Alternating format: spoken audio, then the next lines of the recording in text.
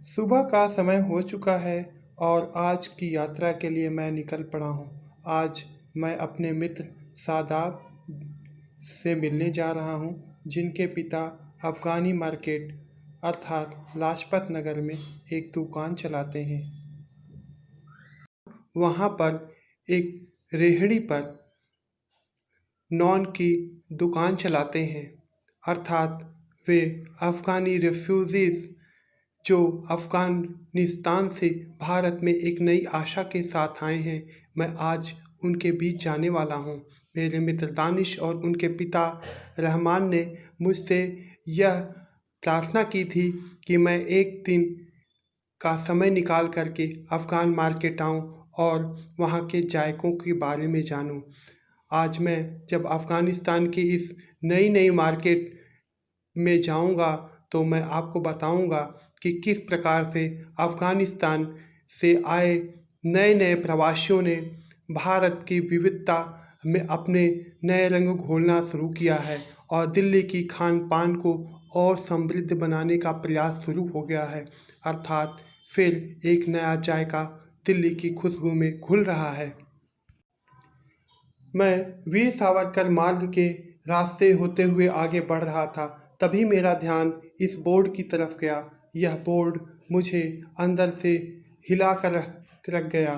मैंने जब पाया कि सावरकर नाम से इतनी समस्या, सावरकर वो है जो जीना सिखाता है, जिसने बलिदान दिया, जो अंडमान निकोबार में रहा, जिसने जीवन की तमाम कठिनाइयाँ सही और जीने का तरीका बताया।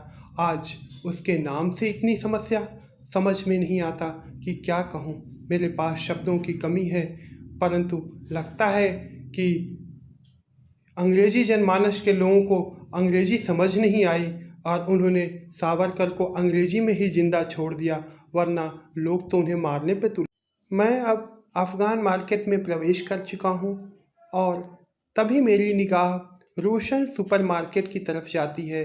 रोशन जो प्रकाशमय है और जिसने सब कुछ को उजाला कर रखा है। शायद इस दुकानदार ने अपनी दुकान का नाम रोशन इसी पर्पज़ से रखा होगा कि शायद कुछ समय बाद ही सही अफ़गानी रेफ्यूजीज़ के जीवन में एक नई रोशनी आएगी और सब कुछ पहले जैसा हो जाएगा, सब कुछ अच्छा हो जाएगा। मैंने दुकानदार से अंदर जाके पूछताछ की तो उन्होंने बताया कि यहाँ अफ़गानी लोग बहुतायत में रहते हैं और उनकी सुविधाओं को ध्यान में रखते हुए मैंने यह दुकान खोली है, जिससे कि उन्हें सब कुछ यहाँ आसानी से मिल जाए। मैं आगे बढ़ा तो मुझे अफ़गान डेली रेस्टोरेंट दिखाई दिया। अफ़गान डेली रेस्टोरेंट के मेन्यूज़ में मैंने पूछा कि यहाँ पर क्या क्या है, तो उन्होंने बताया अफ़गानी चिकन, बर्गर, कबाब और बहुत सी काबुली चीज़ें यहाँ पर मौजूद हैं। मैंने उनको धन्यवाद किया और आगे की तरफ मैं बढ़ गया, क्योंकि मेरा आज का यात्रा सिर्फ़ और सिर्फ नॉन रोटीज़ के लिए है। मैं अपने मित्र दानिश जी के पिता अर्थात मिस्टर रहमान से अब मिल रहा हूँ और उन्होंने मुझे बताया कि वे 3 वर्ष पहले भारत आए थे और अपने आप को बेहद खुशनसीब समझते हैं कि वे भारत जैसे देश में आ चुके हैं। और उन्होंने वल्लाह कहा, अर्थात मैं समझ गया कि वे भारत में अपने आप को सुरक्षित समझते हैं, वे भारत को अपना मुल्क मानते हैं। अब बात शुरू हो चुकी है अफ़गानी नॉन की। मैंने देखा कि अफ़गानी नॉन या तो अंडाकार हैं या फिर गोल हैं। मैंने अफ़गानी नॉन के इतिहास के बारे में उनसे जानना शुरू किया और उसकी रेसिपीज़ भी उनसे पूछनी शुरू की है। देखते हैं कि वो आगे क्या क्या बताते जाते हैं। उन्होंने मुझे बताया कि हम आटा गूँथने के बाद उसकी लोइयों को तंदूर में पकाते हैं और तंदूर में पकाने के लिए हम 2 लोहे की छड़ों का इस्तेमाल करते हैं, जिससे कि रोटियों को दोनों तरफ से पलटा जा सके। उन्होंने मुझे बताया कि तंदूर अफ़गानी सिस्टम का एक महत्वपूर्ण हिस्सा रह चुका है। यह पाश्चात्य समय से ही काफ़ी महत्वपूर्ण रहा है अफ़गानिस्तान के खान पान की संस्कृति में और वे बताते हैं कि राजा और महाराजा भी इस तरीके से ही अपनी रोटियां पकाया करते थे तंदूर में।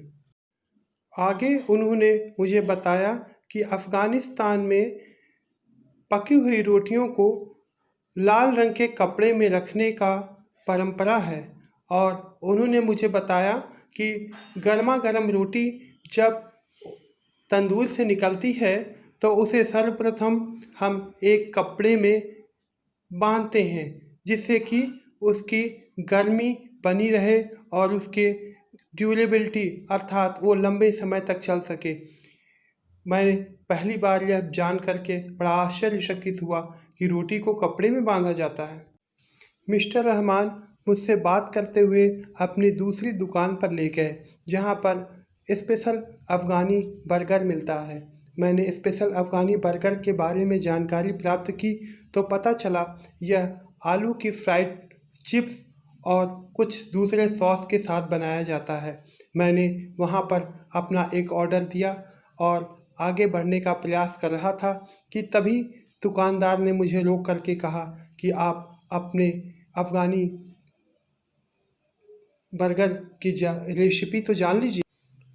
तभी मेरी निगाहें एक दूसरे रेहड़ी वाले के ऊपर गईं जो कि अपनी रोटियों को संभालने का प्रयास कर रहा था। शायद एग्जीबिशन जीवन का एक महत्वपूर्ण हिस्सा हो चुका है।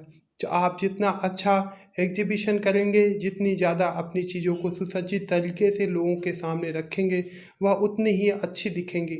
यह रेहड़ी वाला अपनी रोटियों को इसी प्रकार से सजा रहा है जैसे कि उसकी आगे का भविष्य इन्हीं रोटियों पर निर्भर होने वाला है। मैं देख करके इसे बहुत ही खुश हुआ, लगा कि जीवन में संघर्ष भी कुछ होता है। मैंने वापस घूम कर के देखा तो मेरा बर्गर तैयार हो रहा था। उस पर आलू के चिप्स और कुछ दूसरे सॉस वगैरह डाले जा रहे थे। ये नॉर्मल बर्गर से काफ़ी अलग दिखाई दे रहा था। ना तो इसमें किसी पाव रोटी का इस्तेमाल किया गया था, ना ही किसी दूसरी अन्य चीज़ का। यहाँ पर एक मैदे की रोटी थी और मैदे की रोटी पर सब कुछ डाला जा रहा था, अर्थात सब कुछ जिसे हम देसी भाषा में या हमारे नॉर्मल लैंग्वेज में कह सकते हैं कि यह एक रोल जैसा कुछ दिखने वाला बर्गर था। फिलहाल मैंने ऑर्डर दिया और मैं आगे बढ़ने पर मैंने कुछ दूसरी दुकानें और रेस्टोरेंट देखे जिनमें कि एक काबुल डेली रेस्टोरेंट भी था। काबुल डेली रेस्टोरेंट दो देशों की राजधानियों को आपस में मिलाने का प्रयास करता हुआ दिख रहा था, अर्थात दो संस्कृतियों को जोड़ने का प्रयास अफ़गानियों के द्वारा लगातार चालू था। मैं इसे देख करके कृतज्ञ रहा।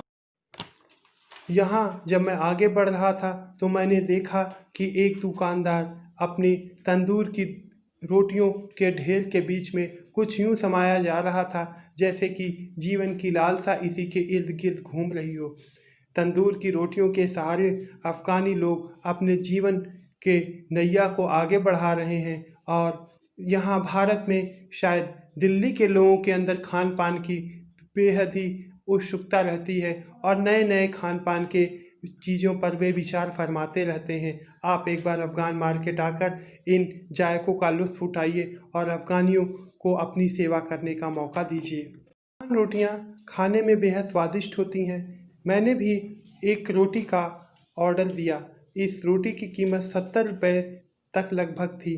मैंने कुछ कंसेशन मांगा परंतु उन्होंने मुझसे कहा कि वे रिफ्यूजी हैं। अब मैंने ऑर्डर दिया और आगे बढ़ गए। फिर से मैं एक बार मिस्टर रहमान के पास उनकी दुकान के पास पहुंचा और मैंने उनको अलविदा कहा और अलविदा कहते ही उन्होंने मुझे कुछ चीज़ें ऑफ़र करनी, परंतु मैंने उन्हें पैसा दिया और कुछ सामान खरीदा।